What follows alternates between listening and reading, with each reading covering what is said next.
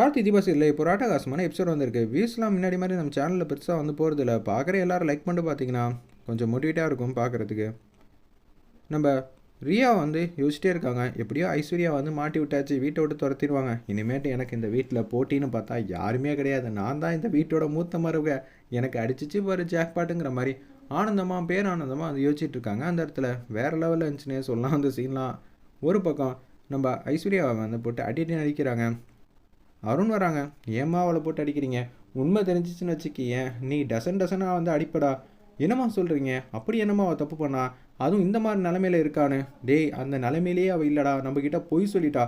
எனது பொய் சொல்லிட்டாளா அப்படின்னு சொல்லும்போது, என்னை மன்னிச்சிருங்க, வீட்டை விட்டெல்லாம் துரத்திடாதீங்க அப்படின்னு சொல்லி காலில் விழுந்து கதறாங்க. அந்த இடத்துல நம்ம ஐஸ்வர்யா, உனக்கெல்லாம் மன்னிப்பே கிடையாது, நான் எவ்வளோ தெரியுமா அன்பா பாசமாக இருந்தேன் குழந்தை மேலே, அந்த விஷயத்துலேயே நீ பொய் சொல்லிட்ட, இனிமேட்டு நான் எப்படி உன்னை மன்னிப்பேன் அப்படின்னு சொல்லும்போது, பெட்டி படிக்க நீ ஏன் வந்து எடுத்துகிட்டு போனோன்னா நல்லா இருப்ப அப்படின்னு சொல்லும்போது கன்னத்திலே பொழிச்சுன்னு அடிக்கிறாங்க. அந்த இடத்துல நம்ம அருண் அப்படியே பொட்டி படிக்கலாம் எடுத்துகிட்டு போகிறாங்க.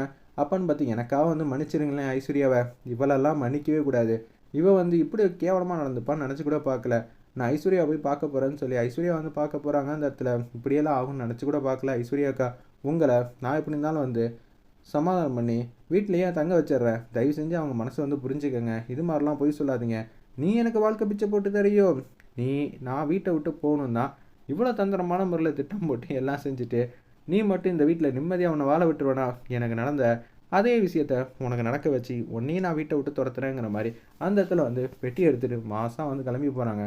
நம்ம ஐஸ்வர்யா அந்த இடத்துல ரியா ரொம்ப சந்தோஷப்பட்டுட்டு இருக்காங்க.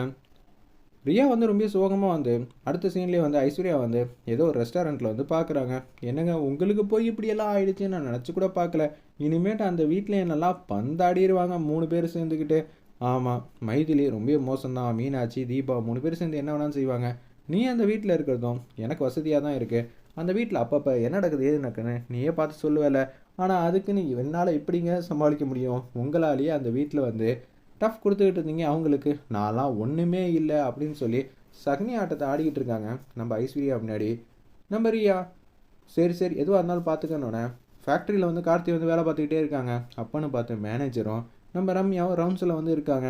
ஆல்ரெடி ஒருத்தவங்க இந்த கம்பெனியில் வேலை பார்த்தவங்க பாதியிலையும் வந்து வேலையை விட்டு துரத்திட்டாங்க போல இருக்குது, ஏதோ தப்பு செஞ்சதுனால.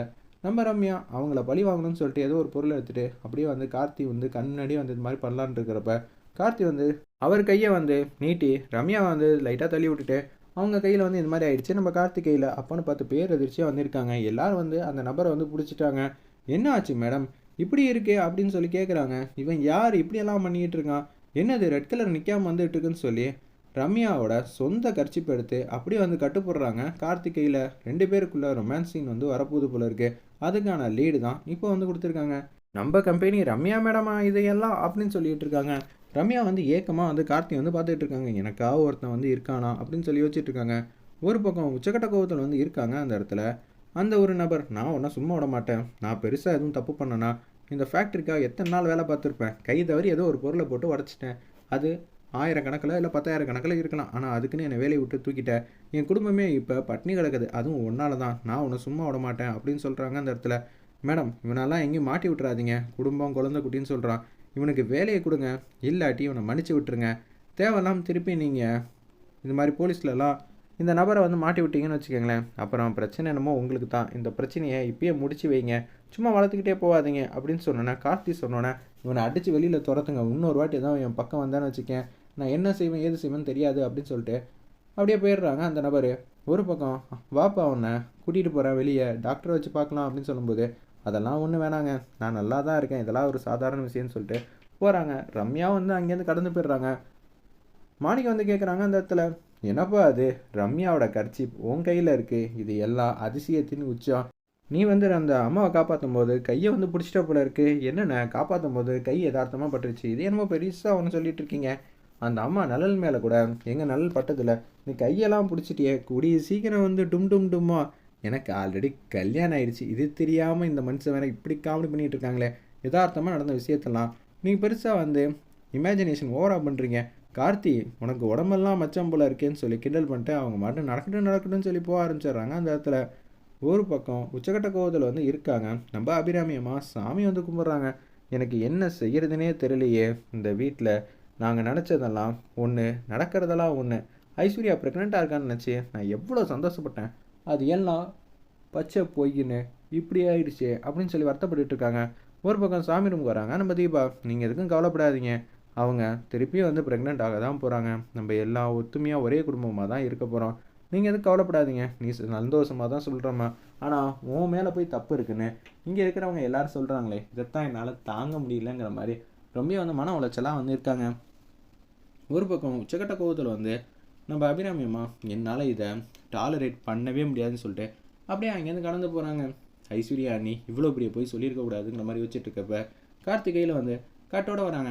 என்ன ஆச்சு, கையில் கட்டணும்னா ரம்யாவுக்கு இது மாதிரி பிரச்சனை வந்துச்சு, நான் உள்ள வந்து காப்பாற்றினேன், அதுக்கு எதுக்கு நீ காப்பாற்றினேன் அப்படின்னு சொல்லி குறுக்கி கேள்வி மேலே கேள்வியே கேட்குறாங்க நம்ம தீபா. அந்த இடத்துல ஏங்க முதலாளியம்மா ஏதாவது பிரச்சனைனா இது மாதிரி ஆயிடுச்சு என்ன பண்ணுறது, அதனால தான் காப்பாற்றினேன் அப்படின்னு சொல்லிட்டு இருக்கப்ப நீ ஓவர் டூ மச்சாக தான் பேசிகிட்டு இருக்கேன், எனக்கு சுத்தமாக வந்து பிடிக்கவே இல்லைன்னு அந்த இடத்துல தீபா வந்து பேசுகிறாங்க.